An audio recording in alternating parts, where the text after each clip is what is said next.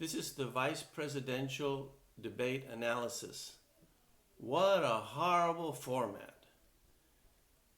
The parties, the debaters, don't pick the questions, and they don't have equal time, and there are no rules, and one of them can interrupt the other and sling as many insults and false claims as he wants, whereas the other one can hardly do it. Now, there's a few things to be learned here, and before I say what can be learned, I'd like to say that we really missed the third-party candidates. I think they would have improved this debate. But if you have the capacity to hurl a whole bunch of false statements and insults that Cain did, and then interrupt the other guy constantly throughout the debate, you're going to win the debate, especially if the moderator doesn't press anybody to actually answer the question. So you have a combination of Cain doesn't have to answer the questions that are asked him.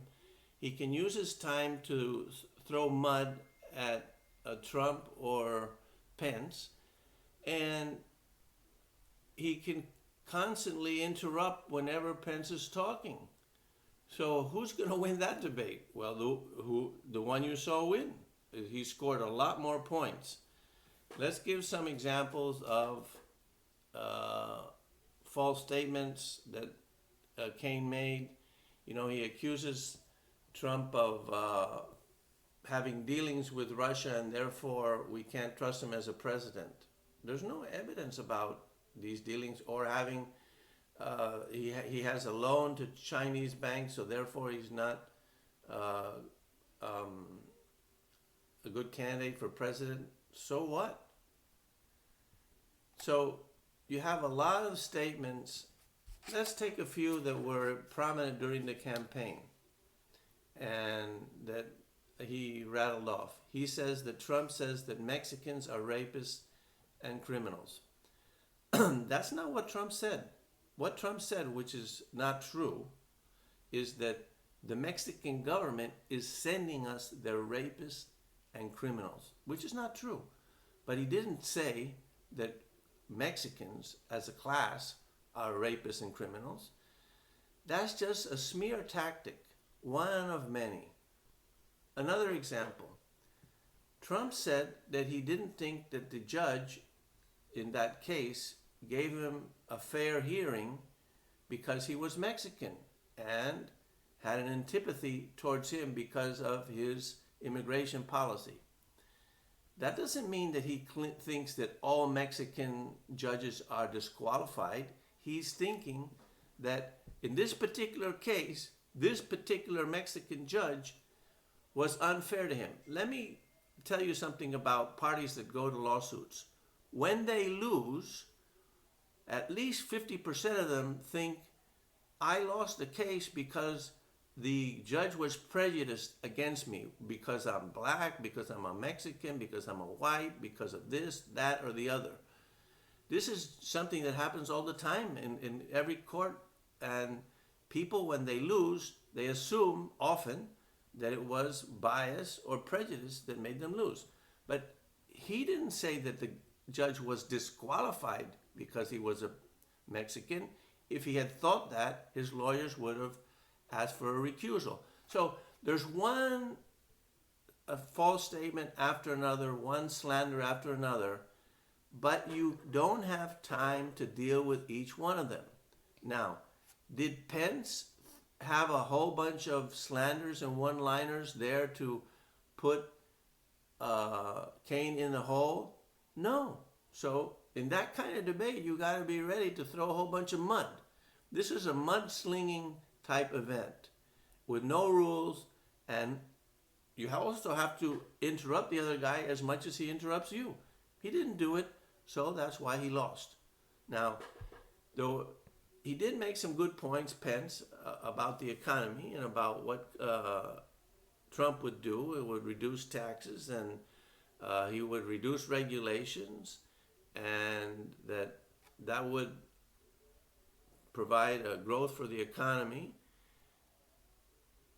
And Keynes' policy, which is Hillary Clinton's policy, which is this five-point plan, which is basically, instead of the people that are making the money, the businesses and the employees and people in the private sector that are making the money, instead of them investing it and deciding how to use it, it's better to take it from them through taxes and give it to the government, and then the government will decide how to allocate that capital.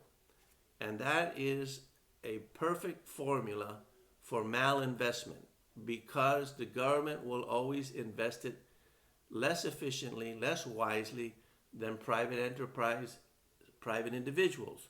Why? For two obvious reasons. One is they don't have the same incentive to make the right decision because it's not their money. And secondly, and more importantly, a point that hardly anybody raises, is they don't have the knowledge. They do not know. They haven't gone through the screening that a capitalist system provides, screening bad judgment out and good judgment in, because the people that invest foolishly in the capitalist system, they go bankrupt and they lose all their money. So what you have is a constant purifying of judgment in a capitalist system.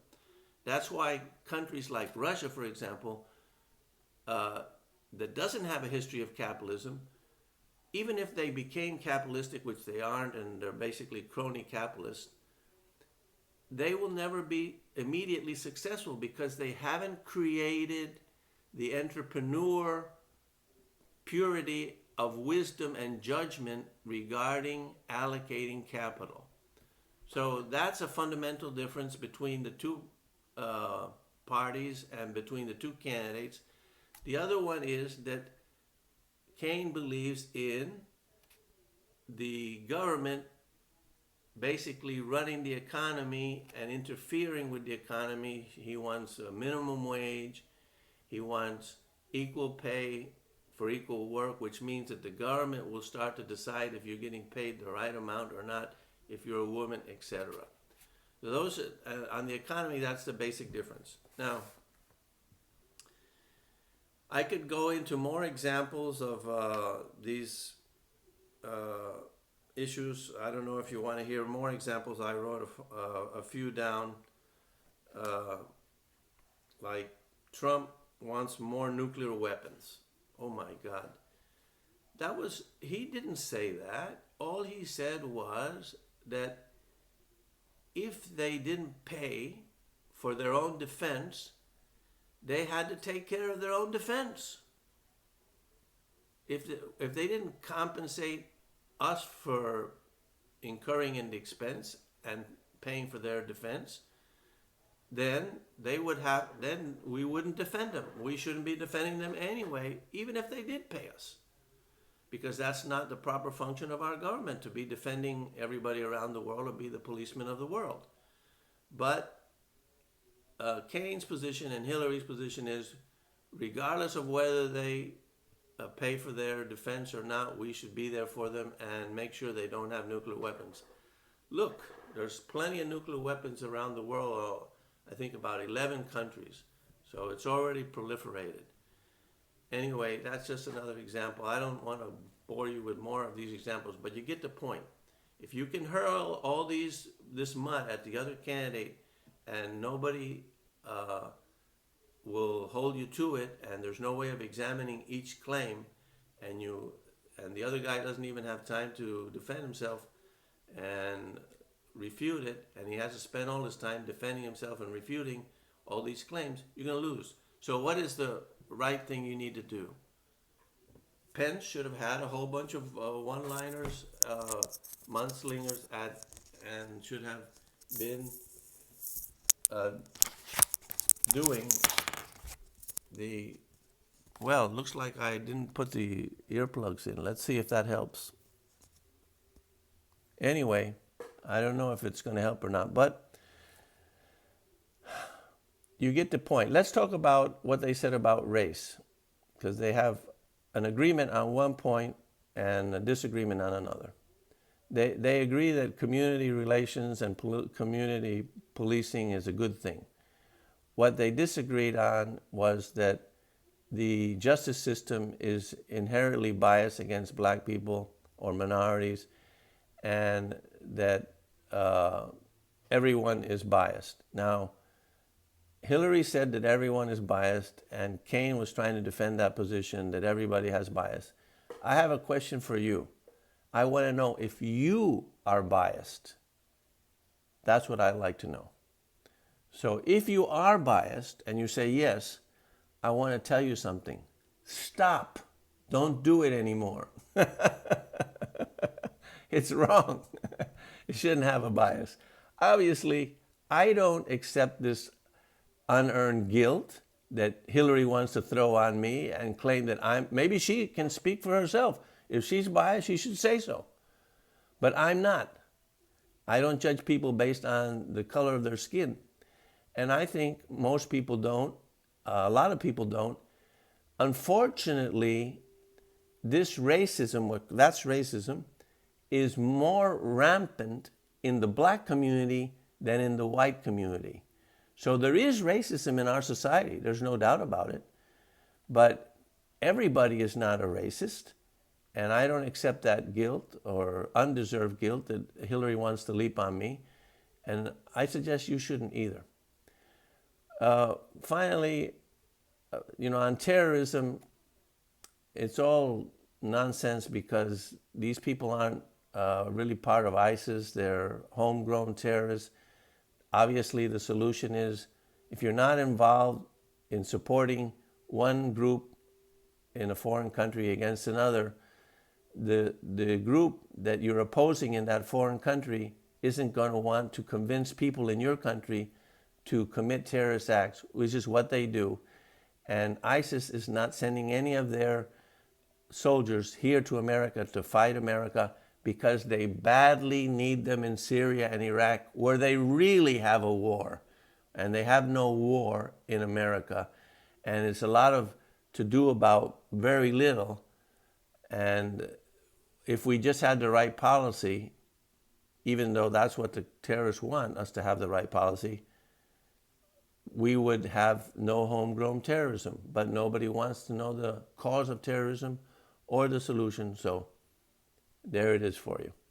As far as the last question about a divisive campaign and how they're going to unify the country, look, if you spend the whole debate insulting and slandering and smearing the other side like Kaine did, you're not going to unify the country. And Trump is also prone to insulting the other side and insulting people. So that's not going to unify the country. So it's not going to work well. At whoever wins, the country will be definitely more divided than ever. And it's pretty divided right now, even before this election. So if you really wanted to have a solution for divisiveness that is created by the campaign, you shouldn't start with all the slander and smear and attacks like both sides have, and especially the Democrats have done it even more. But the Republicans are getting in there now with the same strategy as well. Thank you for watching.